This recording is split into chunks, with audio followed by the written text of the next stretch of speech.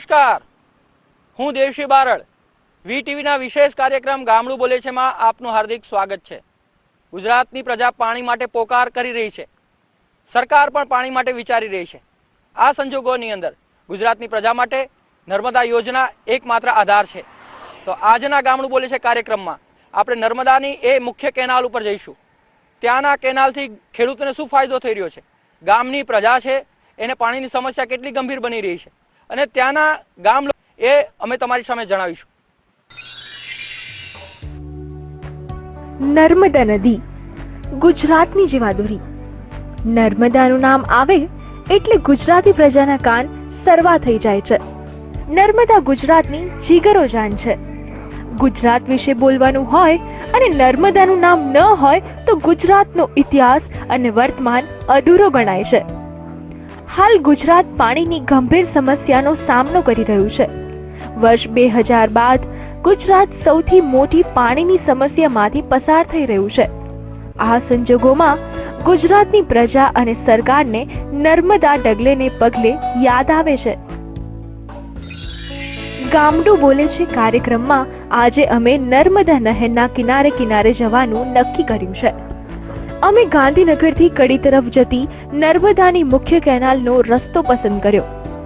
અમે જાણવા માંગતા હતા કે નર્મદા મુખ્ય કેનાલને કિનારે આવેલા ખેતર અને ગામની સ્થિતિ શું છે.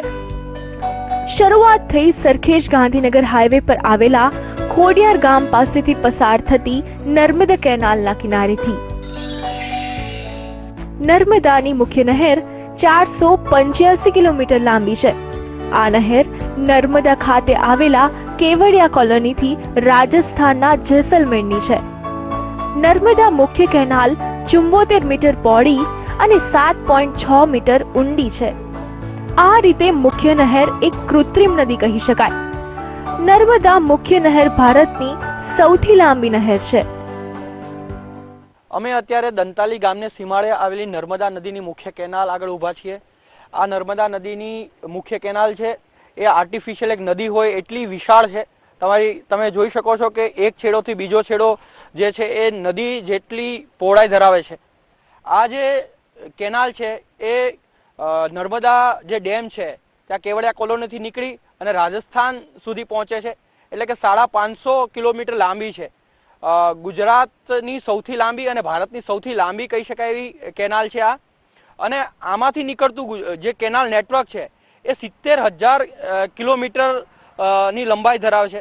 આમાંથી સૌરાષ્ટ્ર શાખાને નીકળે છે, કચ્છ શાખાને નીકળે છે, બીજી શાખા અને પ્રશાખાઓ નીકળે છે, અને જે ખેતરમાં જાય છે જે નાની નાની નહેરો એ બી આમાંથી જ નીકળે છે. એટલે કે આખા ગુજરાતને પાણી પાડતું જે જગ્યા છે એ આ નહેર છે. આમાંથી જ સૌરાષ્ટ્ર ઉત્તર ગુજરાત પાણી પી છે અને ખેતીને માટે પણ વપરાવામાં આવે છે, ઉદ્યોગ માટે પણ વપરાવામાં આવે છે. આમ નર્મદા નદી ગુજરાતની જીવાદોરી શા માટે છે એ તમને આ જે કેનાલ જે છે એ કેનાલનું માળખું અને કેનાલની સ્થિતિ જોઈને બી ખ્યાલ આવી શકે કે નર્મદા ગુજરાત માટે કેટલી મહત્વની છે. આ નહેરમાંથી ગુજરાતના ગામે ગામ પાણી પહોંચે છે.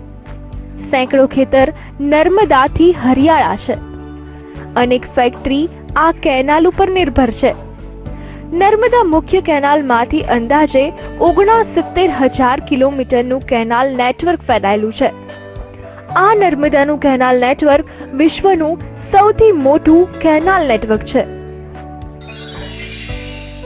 નર્મદા કેનાલ નેટવર્કની આટલી હકીકત જાણી અમે આગળ ચાલ્યા. બપોરનો તડકો જામ્યો હતો. આ વર્ષે વરસાદ ઓછો છે. ગુજરાતમાં પાણીની તંગી છે. પાણીની તંગીની સ્થિતિ અમને નર્મદા કેનાલના કિનારે જોવા મળી. ખેડૂતોએ ડીઝલ મશીન કેનાલના કાંઠે લગાવી દીધા છે. નર્મદા કેનાલમાંથી તેઓ પોતાના ખેતરમાં પાણી લઈ રહ્યા છે. નર્મદાનું આ પાણી ખેડૂતના ખેતરને વધારે હરિયાળું બનાવી રહ્યું છે. લીલોછમ લહેરાતો ઊભો પાક નર્મદાની દેન છે. ઉનાળાને કારણે ખેતરમાં બોરનું પાણી પૂરું થઈ ગયું છે. કેટલાક ખેડૂતો કેનાલમાંથી પાણી લઈ રહ્યા છે. અમે તેને મળવા પહોંચી ગયા. પહેલા તો ખેડૂતને થોડું આશ્ચર્ય લાગ્યું, કારણ હાલમાં અધિકારીઓ ખેડૂતને પાણી ચોર કરી રહ્યા છે. પોતાની જમીન, બોર આ બધું સરકારને આપી દીધા પછી ખેડૂતને સરકાર માટે પાણી ચોર છે. આ આપણી હદભાગ્ય જ કહેવાય. અમે ખેડૂતો પાસે જઈને વાત માંડી. તમે દર વખતે ક્યાંથી પાણી મેળવો છો? નર્મદામાંથી જ પાણી મેળવો છો? નર્મદાથી. પેલા બોર હતા. પેલા બોર હતા, નર્મદા નદી બોર જતા રહ્યા અમારા નર્મદામ. એટલે પછી આ નર્મદામથી લેવા માંડ્યા. એટલે તમારે તમે કહો છો કે પેલા બોર હતા તમારા, હા, તો બોર એટલે બોર બુરાઈ ગયા કે પાણી ઓછું થઈ ગયું, શું થઈ ગયું? લાવ જતા રહે ને નર્મદાની અંદર લાઈનો બધી કપાઈ ગઈ, એ ઓછી થઈ ગઈ ખેતી. હા, એટલે આ નર્મદા આવી એટલે અમે પછી અહીંથી પાણી લેવા માંડ્યા, બરાબર છે. પછી 2-4 વાર મશીન આગો પાછો કરાવે, બરાબર. તો આ કે તમે આગું લઈ જાઓ, તમે પાણી લો તમે તાર, પણ કે મશીન આગું લઈ જાઓ. કાયદેસર નહીં. હા, એટલે નર્મદા વાળાએ તમારા બોર લઈ લીધા, પણ તમે પાણી કાયદેસર આપતા નથી તમને. પાણી નથી હાલતા. કેમ? કાયદેસર અમે ભરવા તૈયાર છીએ, બરાબર. જે વિગોટી આવે ભરવાની એ અમે ભરવા તૈયાર છીએ, બરાબર. પણ હજુ એવું નક્કી થયું નહીં. જ્યાં પછી તો નર્મદા શું થયું બરાબર છે, નર્મદા પાણી ચાલુ થયું ને, બરાબર. તો અહીંથી બેસી જ રહ્યા. હા, વારાથી રાજુ બેસી રહ્યા અમે. એટલા વર્ષ સુધી તમારું વરસાદ ઉપર આધારિત હા, હતું. વરસાદ ઉપર આધારિત. કેટલા વર્ષથી તમે પાણી લેવા માંડ્યા? પાણી તો લગભગ કેટલો વર્ષ થયો છે? 6-7 વર્ષ થયો છે. 6-7 વર્ષથી તમને ફાયદો છે. હા, 6-7 વર્ષ. એની પહેલા શું હતું? પેલું કશું નતું.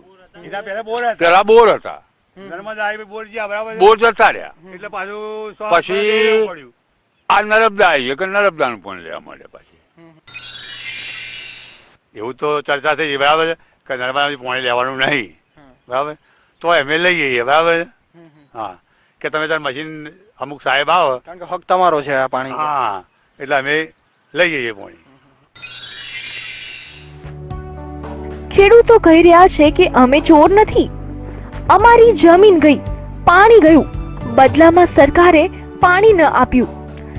સમાજ માટે અમે જમીન ગુમાવી, પણ અમારું શું?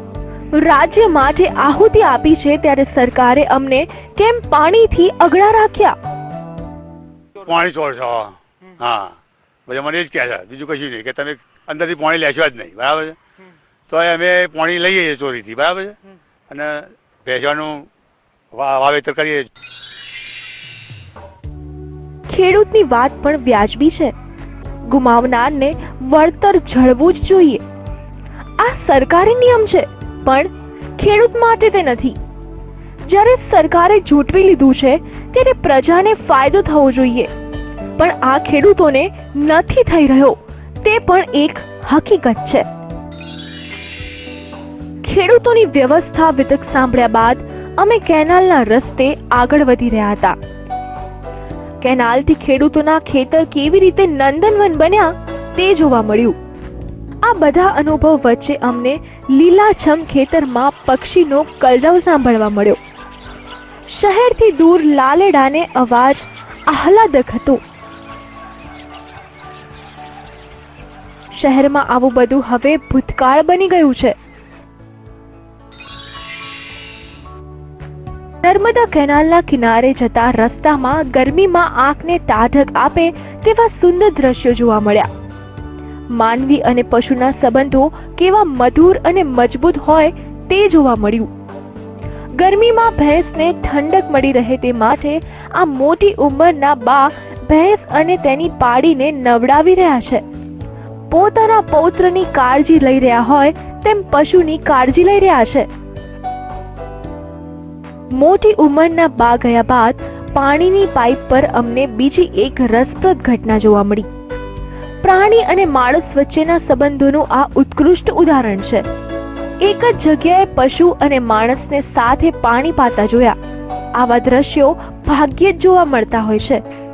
આ દ્રશ્ય જોઈ જાણીતા લેખક ધૂમકેતુની જુમ્મા ભિસ્તી નામની જાણીતી વાર્તા યાદ આવી ગઈ. જુમ્મા ભિસ્તીમાં જુમ્મો કેવી રીતે પોતાના જીવ કરતા પણ વધારે પાડાનું ધ્યાન રાખે છે તેની વાત છે. અહીંયા પણ આ માણસ પોતાના પશુ સાથે એક સાથે પાણી પી રહ્યો છે. માનવ અને પશુ વચ્ચેના સંબંધમાં આવું દ્રશ્ય જોઈને શબ્દો ટૂંકા પડે છે.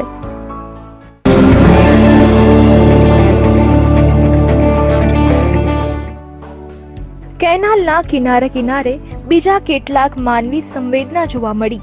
એક બળદવાળું ગાડું લઈને બપોરના તડકામાં ખેડૂત પસાર થઈ રહ્યો છે. ગામડામાં ખેડૂતનો મિજાજ અનોખો હતો. તડકો પણ તેમને મીઠો લાગતો હતો. એક બળદનું ગાડું બળદની ઘટતી સંખ્યાની નિશાની છે. ટ્રેક્ટર આવી જતા બળદની સંખ્યા ઘટી રહી છે. ખેડૂતો પણ હવે બળદ રાખતા નથી. એક બળદનું ગાડું ગામડામાં આવેલા બદલાવની નિશાની છે. ગાડી બાદ અમારો કેમેરો બપોરના તડકામાં ઈંધણ લઈને આવી રહેલી મહિલાઓ પર પડ્યો. 40 ડિગ્રી જેટલા તાપમાનમાં આ બહેનોને ભારે કષ્ટ વેઠીને લાકડા ઘરે લઈ જઈ રહી હતી. આ દ્રશ્યમાં એક બહેન ઈંધણના ભારાના વજનથી પોતાનું માથું દબાઈ ગયું હતું. આટલો વજન અને ગરમી છતાં આ બહેનના ચહેરા પર થાક નથી, કારણ કે તે એક માં છે, એક દીકરી છે. પુરુષોથી મહિલાઓ શા માટે ચડિયાતી છે? મહિલાઓને અનેક ઉપનામ આપવામાં આવે છે. આ ઉદાહરણ તેનું સાક્ષી છે. નર્મદા નહેરની અમારી સફરમાં પર્યાવરણ અને વાતાવરણની વાત પણ સામે આવી. કેનાલની બંને બાજુ વૃક્ષો ઊભા છે. વર્ષો જૂના આ વૃક્ષોમાં અમને ઉધઈ દેખાઈ. ઉધઈ એટલે કોઈ પણ વસ્તુના અંતની શરૂઆત. ઝાડ પર લાગેલી ઉધઈ ભવિષ્યમાં ઝાડને કોતરી ખાશે. એક દિવસ આ ઝાડ સુકાઈ જશે. પર્યાવરણને નુકસાન થશે. સેંકડો ટન ઓક્સિજન વાતાવરણને મળતું બંધ થઈ જશે. ઘરની દિવાલ કે ઘરમાં પડેલી કોઈ વસ્તુ ઉપર ઉધઈ લાગે ત્યારે આપણે પેસ્ટિસાઇડ વાપરનાર વ્યક્તિને બોલાવીએ છીએ અને એનું નિરાકરણ લાવીએ છીએ. પરંતુ આ ઝાડ ઉપર ઉધઈ લાગે અને એને બચાવવા માટે કોણ આવશે? અમે અત્યારે નર્મદા નદીની જે કેનાલ છે, મુખ્ય કેનાલ છે, એના રૂટ ઉપર છીએ અને એમાં કેટલાક અહીંયા ઝાડ એવા છે કે જેની ઉપર ઉધઈ લાગી ચૂકી છે. આખો રો છે, એ આખા રોમાં અમે તમને બતાવ્યું છે એ મુજબ ઉધઈ લાગેલી છે. અને આ ઝાડ છે એ ખીજડાનું ઝાડ છે અને ખીજડાના ઝાડની અંદર ઉધઈ લાગેલી છે. ભવિષ્યમાં ઉધઈ લાગી ગયોનો મતલબ એ થયો કે આ ભવિષ્યની અંદર આ ઝાડ ધીરે ધીરે ધીરે સુકાઈ જશે. તો આવા સેંકડો ઝાડ જે અહીંયા છે એ ઉધઈ લાગવાને કારણે સુકાઈ જવાના છે. આમ આ ઝાડને કેવી રીતે બચાવી શકાશે એ એક મોટો પ્રશ્ન છે. વિશ્વ આજે પર્યાવરણની ગંભીર સમસ્યા વિશે વિચારી રહ્યું છે. પાણી, જમીન અને હવા મુખ્ય મુદ્દા છે. નર્મદા કેનાલની સફરમાં અમને વધારે એક પર્યાવરણીય પરિવર્તનની વાત જોવા મળી. દાંતાલી ગામના સીમાડે વડનું ઝાડ જોવા મળ્યું.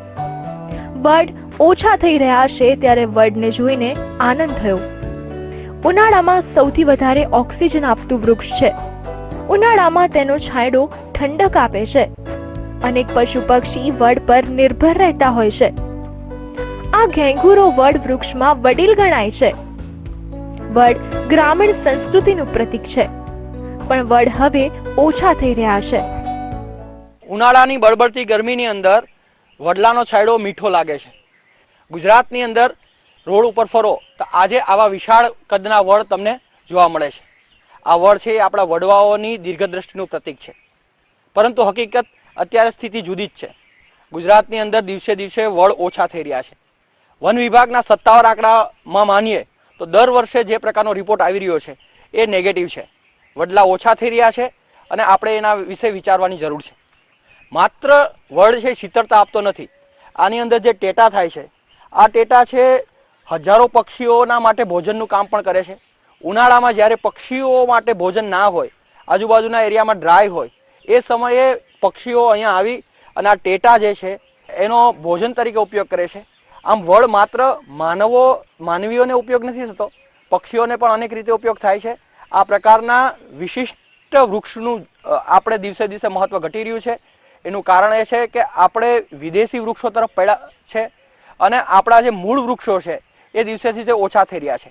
આ એક પર્યાવરણની દ્રષ્ટિએ બી ગંભીર નિશાની છે અને આપણા કલ્ચરની દ્રષ્ટિએ પણ એક ગંભીરતા છતી થાય છે. દંતાલી ગામના આ વડ પર ઉનાળાની અસર જોવા મળી છે. વડના ટેટા મોટા થઈ રહ્યા છે. ટેટે પક્ષીઓનો ખોરાક છે. સેંકડો પક્ષીઓ ઉનાળામાં શીતળ ઠંડક પણ મેળવશે સાથે સાથે ટેટારૂપી ફળ પણ મેળવશે. વડના ટેટા જોઈને દરેકને પોતાનું બાળપણ યાદ આવી ગયું હશે. ગામડા અને શહેરના અનેક લોકો વડની વડવાઈ સાથે વીંટળાઈને રમ્યા હશે. વડની આ વડવાઈનો સેંકડો લોકોની યાદગીરી છે. અહીંયા વડવાઈ પર કેટલાક લોકોએ પોતાની યાદગીરી રૂપ નામ પણ લખ્યા છે. દંતાલી ગામનો આ વડ આવતા જતા મુસાફરો, ગામ લોકો અને ખેડૂતો માટે આશરો છે. ખેડૂત પોતાનું કામ પતાવીને અહીંયા આરામ કરવા આવે છે. બપોરની ગરમી ખેડૂતને શીતળતા આપે છે. આ વડ છે તમને કેવી રીતે ફાયદો કરે છે? અહીંયા બાજુમાં ખેતર છે અમારું, બરાબર. અમે સાંજે આવીએ, બપોરે આવીએ, સવારમાં આવીએ. તો બપોરે અહીંયા અમે આવીને બેસીએ અને અહીંયા આરામથી સૂઈ બી જઈએ, બરાબર. હવે શું છે કે અહીંયા ઠંડે પક્ષી છે એ દેખો, જોઈ લો કેવો અવાજ કરે છે. બસ આનંદ રહે અહીંયા બેસીએ. એટલે તમારો જે થાક છે ઉતરી જાય છે આ પક્ષીના અવાજથી? બસ અવાજથી ઉતરી જઈએ, બેઠા છીએ. હા. આ પક્ષી ક્યાં ક્યાં પક્ષી છે આ બધા?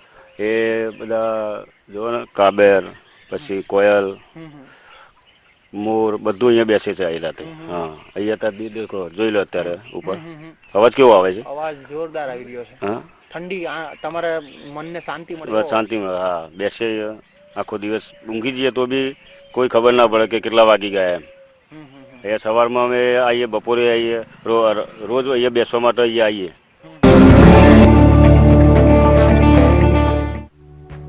નર્મદા કેનાલને કિનારે આગળ વધતા વધતા અમે પિયજ ગામમાં પહોંચી ગયા. પિયજ ગામ કલોક તાલુકાનું ગામ છે. નર્મદા મુખ્ય કેનાલને અડીને આવેલું છે. ગામમાં જઈને જોયું તો મુખ્ય પ્રશ્ન નર્મદા કેનાલને લગતો રહ્યો. નર્મદા કેનાલને કારણે ગામને પાણીનો ફાયદો થયો છે. ખેતી કે પીવા માટે પાણીની કોઈ તંગી નથી, પણ ગામનું તળાવ નર્મદા નિગમે લઈ લીધું તેનું દુઃખ છે. ગામના સરપંચનું કહેવું છે કે પ્રજાના હિત માટે અમે નર્મદા નિગમને 60 એકરનું તળાવ આપી દીધું. બદલામાં અમને વાયદા આપવામાં આવ્યા, તેનું કાંઈ જ ના થયું. નર્મદા નિગમ વાળાઓએ સિંચાઈના નામ પાડી અને સંપાદન કરી લગભગ 60 થી 62 વીઘા જમીન સંપાદન કરી છે.